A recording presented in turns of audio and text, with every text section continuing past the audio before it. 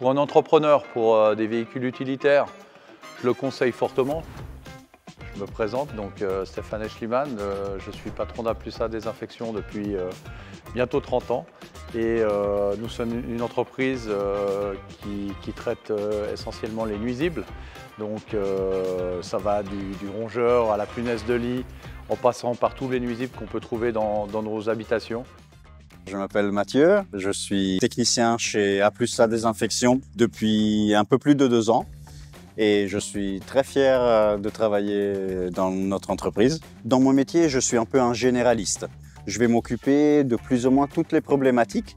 Je vais intervenir sur les toits des bâtiments contre les volatiles, dans les sous-sols peut-être pour des problèmes de rongeurs, dans les maisons, dans les appartements, ça peut être pour des insectes du bois par exemple, pour des guêpes, des frelons et toutes sortes d'autres nuisibles qui peuvent causer des dommages aux personnes et aux bâtiments. Ici, nous sommes dans nos locaux à la Praille. C'est là qu'on a déménagé il n'y a pas très longtemps pour avoir tout au même endroit, donc les locaux techniques et les bureaux administratifs.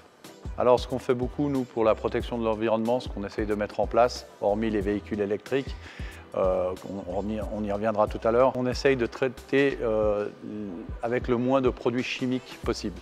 Donc ce qu'on va faire, on va faire des traitements par la chaleur ou par le froid aussi, puisqu'on a des grands congélateurs où on va traiter les affaires des gens, les affaires qui sont contaminées par les punaises de lit, les mites de vêtements, par différentes choses.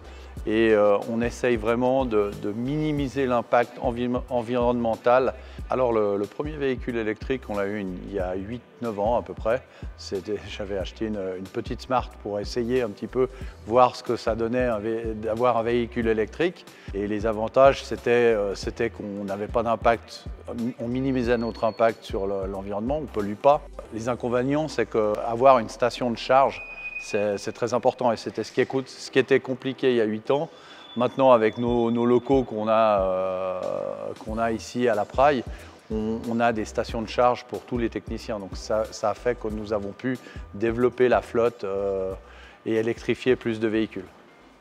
En ville et qu'on fait 100 km par jour, ça va.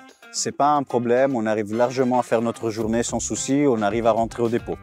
Maintenant, quand je dois me rendre plus loin, dans un autre canton, que je dois affronter un itinéraire de 200 km, eh ben peut-être que je ne vais pas pouvoir y aller avec mon véhicule. Dans une utilisation globale urbaine, ça va très bien. Au départ, nous, on avait des véhicules où les techniciens rentraient chez eux avec ces véhicules-là, et ça aurait pu poser un problème. Mais comme on a décidé parce qu'on a beaucoup de places de parking ici, on a décidé un jour de laisser tous les véhicules ici dans nos locaux. Donc là, on s'est dit, bon là, on va pouvoir électrifier, mettre des charges, mettre des bornes de recharge, parce que si les techniciens rentrent avec leur véhicule chez eux, ils ne vont pas vouloir se brancher chez eux. C'est leur propre consommation électrique qui va être impactée. Là, c'est la consommation de l'entreprise. Je roule en électrique maintenant depuis 1 an et demi.